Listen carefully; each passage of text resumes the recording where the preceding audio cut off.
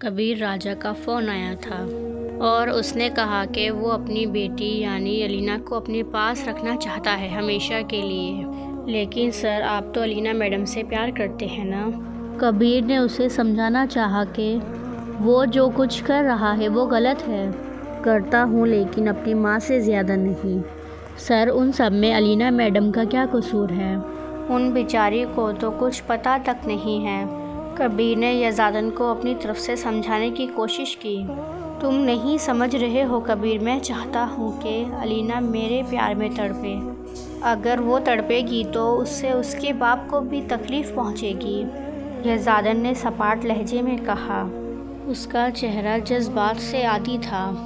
کبیر چپ ہو گیا اور وہاں سے چلا گیا۔ کبیر اس کو سمجھانا چاہتا تھا کہ راجہ جیسا ظالم اور شفاق آدمی جس کے قتل کرتے وقت ہاتھ نہیں کانپتے، وہ اپنی بیٹی کے لیے کیا تڑپے گا، لیکن وہ چپ ہو گیا۔ یزدان اپنا اچھا برا سب جانتا تھا۔ الینا اس وقت اپنے کمرے میں بیٹھی رو رہی تھی۔ پچھلے 2 دنوں سے اس نے یزدان کو اپنی حالت بتانے کی کوشش کی۔ اس نے یزدان کو بتایا تھا کہ اس کو بار بار چکر آ رہے ہیں، لیکن یزدان نے یہ کہہ کر اگنور کر دیا کہ دوائی کھا لو۔ اس کے بعد یہ تک نہیں پوچھا تھا کہ تمہاری طبیعت کیسی ہے اب۔ الینا کا دل بری طریقے سے دکھا ہوا تھا۔ اس کو اب بھی امید تھی کہ یزدان آئے گا اور سب پہلے جیسا ہو جائے گا۔ وہ اور یزدان ہنسی خوشی اپنی زندگی گزاریں گے، لیکن اس کا دل یہ ماننے کو تیار نہیں تھا کہ یزدان پھر سے بدل چکا ہے۔ پچھلی بار تو الینا نے جیسے تیسے کر کے خود کو جوڑ لیا تھا، لیکن الینا اس بار بری طریقے سے ٹوٹی تھی۔ اس کو لگ رہا تھا کہ اگر اب بھی وہ زندہ ہے تو کہیں نہ کہیں اللہ نے اس کی قسمت میں کچھ خوشیاں تو لکھی ہوں گی۔ وہ ابھی یہی سوچ رہی تھی کہ اس کو اچانک سے الٹی آئی اور وہ باتھ روم کی طرف بھاگی۔ وہ مسلسل 10 منٹ سے الٹیاں کر رہی تھی۔ وہ بالکل بے حال ہو گئی تھی، اس میں چلنے کی بھی ہمت باقی نہ رہی تھی۔ اس نے گھسیٹ کے اپنے آپ کو باہر نکالا اور بیڈ تک آئی اور دھیرے سے بیڈ پر گر گئی۔ آدھے گھنٹے تک وہ ایسے ہی لیٹی رہی۔ اس کے بعد وہ اٹھی اور الماری سے اپنی چادر نکالی اور باہر کی طرف چل دی۔ وہ قریبی کلینک لیڈی ڈاکٹر کے پاس گئی۔ اس نے کچھ ٹیسٹ لکھ کر دیے اور کہا کہ آپ آدھے گھنٹے تک باہر ویٹ کریں۔ جب یہ ٹیسٹ رپورٹ آئے گی تب میں آپ کو دوائی لکھ کر دے دوں گی۔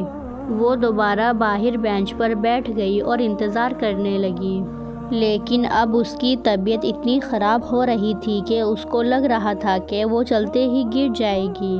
اسی لیے وہ مجبوراً ڈاکٹر کے پاس چلی آئی۔ مسز یزدان آپ ہیں؟ ایک نرس آئی اور اس سے کہا۔ جی، الینا نے ہاں میں سر ہلایا۔ آپ کو ڈاکٹر بلا رہے ہیں اپنے کیبن میں، نرس نے کہا اور وہاں سے چلی گئی۔ الینا اٹھی اور ڈاکٹر کی کیبن کی طرف چلی گئی۔ کیبن کی طرف پہنچ کر اس نے دروازہ نوک کیا۔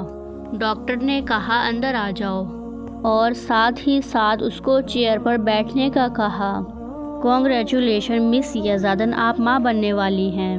ویسے تو یہ آپ کی صحت کے لیے بہت بری ہے کیونکہ آپ کی ایج بہت کم ہے۔ الینا بہت خوش ہوئی۔ اس نے اپنے اللہ کا بہت شکر ادا کیا کہ اللہ نے اس کو اولاد کی خوشی سے نوازا۔ اس نے سوچا کہ وہ جب یزدان کو یہ خبر دے گی تو وہ بہت زیادہ خوش ہو جائے گا۔ ڈاکٹر نے اس کو دوائی لکھ کر دی اور کہا کہ یہ کسی بھی میڈیکل اسٹور سے مل جائے گی۔ الینا نے ہاں میں سر ہلایا اور چلی گئی۔ یزدان جب گھر پہنچا تو اس کو گھر میں غیر معمولی خاموشی محسوس ہوئی۔ خاموشی تو پہلے بھی ہوتی تھی، لیکن الینا کے آنے سے پہلے۔ اس نے سوچا کہ شاید وہ اوپر روم میں ہوگی۔ وہ اوپر روم میں گیا لیکن الینا روم میں بھی نہیں تھی۔ اس نے باتھ روم چیک کیا لیکن وہاں پر بھی نہیں تھی۔ اس نے سوچا شاید کچن میں ہو نیچے۔ وہ نیچے آیا، وہ کچن میں دیکھنے لگا لیکن وہ کچن میں بھی نہیں تھی۔ اس نے نوری سے پوچھا کہ الینا میڈم کہاں ہے؟ نوری نے کہا کہ سر، میں نے ان کو باہر جاتے ہوئے دیکھا تھا۔ میں نے انہیں بہت روکنے کی کوشش کی لیکن وہ نہیں رکی اور چلی گئی۔ نوری نے جھوٹ بتایا۔ یزدان کی آنکھوں میں غصہ اتر آیا اور وہ باہر کی طرف جانے لگا تاکہ وہ علینا کو ڈھونڈ سکے۔ جب وہ لان تک پہنچا تو علینا گھر کے اندر داخل ہوئی۔ وہ بہت خوش تھی۔ اس بات کا اندازہ یزدان اس کے چہرے سے لگا سکتا تھا۔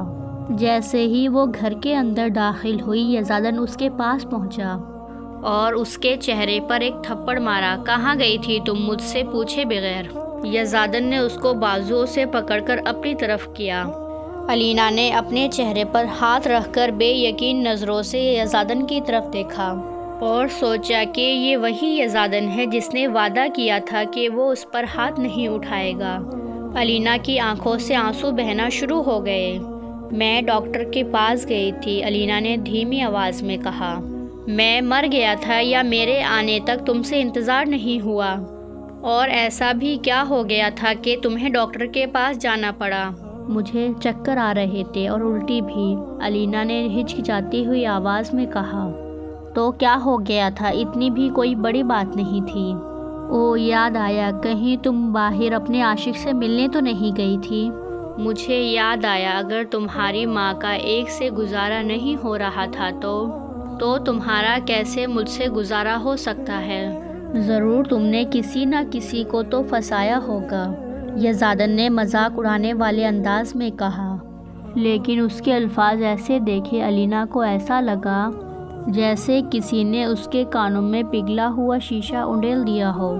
اس کو اپنے کانوں پہ یقین نہیں آ رہا تھا کہ اتنے گھٹیا الفاظ اس انسان نے اس کے بارے میں استعمال کیے ہیں جسے وہ اس دنیا میں سب سے زیادہ پیار کرتی تھی۔ پلیز چپ، اور یہ ایک دم چکر کھا کر زمین پر گر گئی۔ لیکن ظالم یزدان نے اس کو پکڑنے کے لیے ہاتھ تک آگے نہیں کیا۔ علینا کو ہوش آیا تو وہ اسی زمین پر پڑی ہوئی تھی جہاں پر وہ بے ہوش ہوئی تھی۔ اس کو اپنی قسمت پر بے حد رونا آیا۔ نہ جانے کیسا نصیب لے کر وہ پیدا ہوئی تھی۔ وہ صبر اور شکر کرنے والی لڑکی تھی، لیکن اب اس کی برداشت جیسے ختم ہو رہی تھی۔ اس کو سمجھ نہیں آ رہا تھا کہ آخر اس کے ساتھ ایسا کیوں ہو رہا ہے۔ اس نے تو کبھی کسی کا برا نہیں چاہا، پھر اس کے ساتھ کیوں ایسا ہو رہا ہے؟ اس نے اپنے ساری سوچوں کو پیچھے چھوڑا۔ اس کو اب اپنے بچے کے لیے جینا تھا۔ وہ اٹھی اور کچن کی طرف چل دی کچھ کھانے کے لیے۔ اس کو بھوک تو نہیں لگ رہی تھی پر کچھ کھانا تھا۔ ڈاکٹر نے کہا تھا کہ بچہ بہت زیادہ ویک ہے۔ کچن میں جا کر اس نے کچھ ہلکا پھلکا سا کھا لیا اور اوپر روم کی طرف چلی گئی۔ اپنے اور یزدان کے روم میں وہ نہیں گئی، نیچے گیسٹ روم کی طرف چلی گئی۔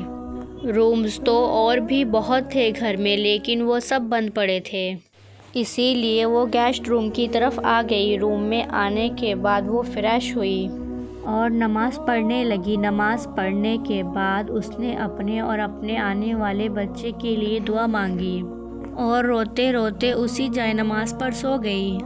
یزدان نے جب سے علینا کو بے ہوش لانج میں چھوڑا تھا تب سے وہ بے چینی سے روم میں ادھر ادھر گھوم رہا تھا۔